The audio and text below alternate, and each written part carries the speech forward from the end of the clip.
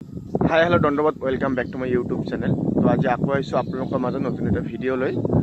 তো মোৰ চেনেলটোত যদি কোনোবাই নতুনকৈ আহিছে তেনেহ'লে ছাবস্ক্ৰাইব কৰি দিব, আৰু যদি ফেচবুকত চাই আছে ফ'ল' কৰি দিব।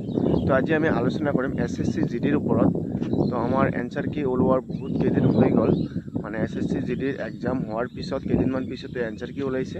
তো এনচাৰ কি ওলোৱাৰ পিছত বহুত দিন হৈ গ'ল। তো নৰ্মালি আমি PBR চালে আমাৰ যেতিয়া লাষ্ট এক্সামৰ ডেট থাকে তাৰ পৰা মানে 3 মাহৰ ভিতৰত ৰিজাল্ট দি দিয়ে। তো এইবেলি নহ'ল, এইবেলি 3 মাহৰ ওপৰত গুচি গ'ল। মানে ফেব্ৰুৱাৰীৰ 25 তাৰিখ লাষ্ট এক্সাম হৈছিল, আৰু মে' মাহৰ 25 তাৰিখে 90 দিন গুচি গ'ল, কিন্তু মে' মাহৰ 25লৈকে কোনো ৰিজাল্ট নিদিলে। আজি মে'ৰ 29 তাৰিখ, তথাপিও কোনো ৰিজাল্টৰ আপডেট নাই। তো আশা কৰোঁ অতি সোনকালে আহি যাব। এই মাহৰ কালি বা পৰহি অহাৰ ফুল চান্স আছে। যদি নাহে মিনিমাম জুলাই মাহৰ মানে জুন মাহৰ 10 তাৰিখৰ ভিতৰত পূৰাপূৰি অহাৰ সম্ভাৱনা আছে। আৰু এইটো কোনেও গেৰাণ্টি দিব নোৱাৰে যে SSC GDৰ কেতিয়া ৰিজাল্ট আহিব, কাৰণ এইটো জাষ্ট SSC বোৰ্ডৰ মানুহখিনিহে জানে কেতিয়া দিব। আৰু যিমানবোৰ ইউটিউবাৰে নকওক কিয় কেতিয়াও সঠিক নহয়, জাষ্ট এইটো এটা ধাৰণা হয়। আৰু মই 10 তাৰিখৰ ভিতৰত দিব বুলি কিয় ক'লোঁ, তাৰো এটা কাৰণ আছে। মানে PBR চালে যোৱাবাৰৰ তুলনাত এবাৰ এমাহৰ আগত আছে, মানে এমাহৰ ফাৰ্ষ্ট চলি আছে, এক্সামেই হওক বা যিকোনোৱে, মানে এমাহৰ ফাৰ্ষ্ট চলি আছে। সেইকাৰণে এই PBR চাই এমাহৰ আগত দিব বুলি ভাবিছিলোঁ। আৰু জুলাই মাহৰ 10 তাৰিখে ৰিজাল্ট দিছিল যোৱাবাৰৰ, জুলাই মাহৰ 10 তাৰিখ। সেই ভাগত এবাৰ ভাবিছোঁ যে জুন মাহৰ 10 তাৰিখৰ আগত দিয়াৰ সম্ভাৱনা পুৰোপুৰি আছে। তো কিয় ইমান দেৰি হৈ আছে আজি তাৰ ওপৰত কথা পাতিম। কাৰণ নৰ্মালি SSC GDত 90 দিনৰ ভিতৰত দি দিয়ে, কিন্তু এইবাৰ নিদিল কিয়, তাৰ ওপৰত অলপ আলোচনা কৰিম। মূল কাৰণটো হ'ল SSC এতিয়া পূৰা সতৰ্ক হৈ গৈছে। SSC GDত বা SSC যিকোনো ভৰ্তিত আৰু 2 নম্বৰী কৰি কোনেও জব ল'ব নোৱাৰে। যেনে ডুপ্লিকেট চাৰ্টিফিকেট, ডুপ্লিকেট ডমিচিয়েল বা আধাৰ কাৰ্ডৰ ডেট অফ বাৰ্থ সলনি কৰি বেলেগ ডেট অফ বাৰ্থ দি এপ্লাই কৰে, মানে বয়স কমাই কেনে। আৰু মানে এনেকৈ দুবাৰ ফৰ্ম ফিল আপ কৰে। মানে আমাৰ অসমৰ মানুহখিনিয়ে নকৰে, কিন্তু বেলেগ ষ্টেটৰ মানুহখিনিয়ে আমাৰ অসমত আহি এপ্লাই কৰি দিয়ে। মানে এনেকুৱা যিমানখিনি ছিষ্টেমত মানে মানুহৰ জাল কৰিব বিচাৰে, সেই সকলোখিনিৰ নোহোৱাৰ কাৰণে SSCয়ে পূৰা নতুন ছিষ্টেম আপডেট কৰি আছে, যাতে কোনেও ডুপ্লিকেট কৰিব নোৱাৰে। তো সেইকাৰণে অলপ ৰিজাল্টটো লেট হৈ আছে। এইবাৰ কি কৰিলে, বহুতকে নোটিচ দি আছে। মানে কিছুমানে যিখিনি মানে জাল কৰিছিলে সেইসকলক নোটিচ দি আছে। আৰু নতুন এটা আপডেট আহিছে কেইদিনমান আগতে, অফিচিয়েল আপডেট চাবা, আধাৰ কাৰ্ডক লৈ।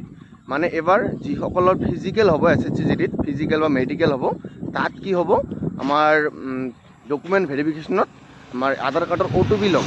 আধাৰ কাৰ্ডৰ OTPক লৈ মানে আধাৰ কাৰ্ডত সোমাই কেনে বয়সটো চাব। যদি কোনোবাই নাম কাৰেকশ্যন কৰিছে, কিহৰ কাৰণে কাৰেকশ্যন কৰিছে, বা যদি ডেট অফ বাৰ্থ কাৰেকশ্যন কৰিছে, কিহৰ কাৰণে কাৰেকশ্যন কৰিছে, সেই সকলোখিনিক মানে একদম চালি জাৰিকৈ চাব, যাতে কোনেও ডুপ্লিকেট কৰিব নোৱাৰে।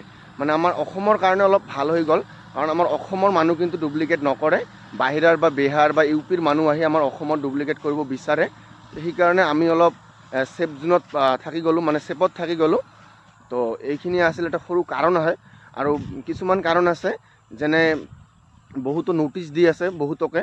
আমাৰ অসমৰখিনিক মই এতিয়া শুনা নাই, কিন্তু বেলেগ ষ্টেটৰখিনি যিখিনি ডুপ্লিকেট কৰে সেইসকলক মানে নোটিচ দি আছে। কেনেকুৱা নোটিচ, কেইদিনমান আগতে চালোঁ, 2 দিনমান আগতে, যে শ্ব' কাজ নোটিচ।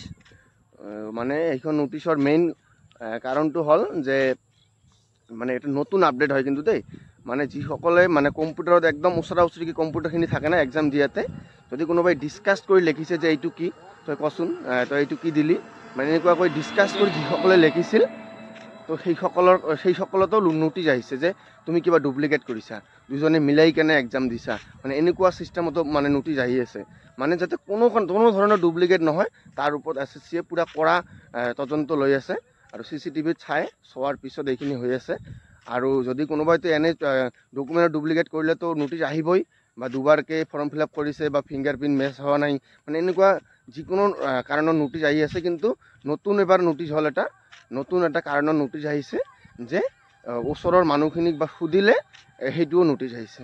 মানে আপোনালোকে যদি 26ত যদি ইণ্টাৰভিউ দিয়ে বা এক্সাম দিয়ে, তেনেহ'লে এইটো কথা মনত ৰাখিব, ওচৰত যোনেই নাথাকক কিয় যিমানে ইণ্টেলিজেণ্ট ষ্টুডেণ্ট নাথাকক কিয় আপুনি কোনো ধৰণৰ কুৱেশ্যন নকৰিব তাক। যদি কিবা আপোনাৰ কম্পিউটাৰে হওক বা আপোনাৰ কিবা অসুবিধা পাইছে ওচৰত যিসকল ছাৰ বাইদেউ থাকিব তাক সুধি ল'ব, মানে ষ্টুডেণ্টক সুধিবলৈ নাযাব, নহ'লে আপোনাৰো লাষ্টত এনেকুৱা বিপদ হ'ব পাৰে।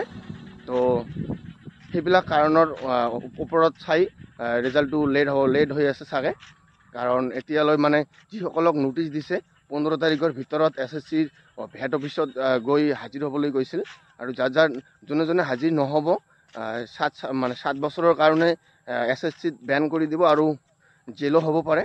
তো যিয়ে নহওক, আৰু যদি আমি ফিজিকেলৰ কথা ক'বলৈ যাওঁ, ফিজিকেল কিন্তু জুলাই মাহত হোৱাটো কনফাৰ্মে আছে, মানে জুলাই আগষ্টত হৈ যাব ফিজিকেল।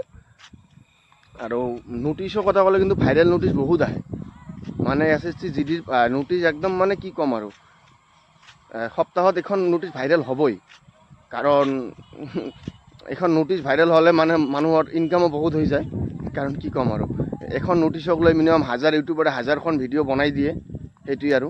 তো ন'টিচ কিন্তু আপনা ভাইৰেল নহয়, মানুহে ভাইৰেল কৰে, ইউটিউবাৰে ভাইৰেল কৰে, এনেকুৱা কৰি কোনোবা এটা সৰুই নহওক ডাঙৰে নহওক এজন মানুহে ভাইৰেল কৰি দিয়ে, সেই ন'টিচখনক লৈ একদম পূৰা হাহাকাৰ লাগি যায় গোটেই ভাৰতত। সেইকাৰণে ন'টিচক বিশ্বাস কৰি লাভ নাই, যেতিয়ালৈ অফিচিয়েল ন'টিচ নিদিয়ে তেতিয়ালৈ কোনো ন'টিচে অৰিজিনেল নহয়। কিন্তু যিমানখিনি ভাইৰেল হয় তাৰ ভিতৰত কিন্তু অৰিজিনেলো আহিব পাৰে, কিন্তু সেইখিনিক বিশ্বাস কৰি লাভ নাই। এনে আপোনালোকে ভাবিব পাৰে জুলাই বা আগষ্টত ফিজিকেল হোৱাটো কনফাৰ্ম, আৰু আমাৰ ৰিজাল্ট অহাৰ সম্ভাৱনা আছে 10 জুনৰ ভিতৰত। এইখিনিয়ে আছিল SSC GDৰ ওপৰত সৰু ভিডিঅ'। তো নেক্সট ভিডিঅ' SSCৰ ওপৰত মই মেডিকেলৰ ওপৰত লৈ আহিম, একদম A to Z মেডিকেল, কাৰণ মই যোৱাবাৰ দিছিলোঁ। তো যদি কোনোবা নতুনকৈ আহিছে মোৰ চেনেলত ছাবস্ক্ৰাইব কৰি দিব। নেক্সট ভিডিঅ' আহি আছে একদম ফুল মেডিকেলৰ ওপৰত, কি চাই কি মানে একদম A to Z।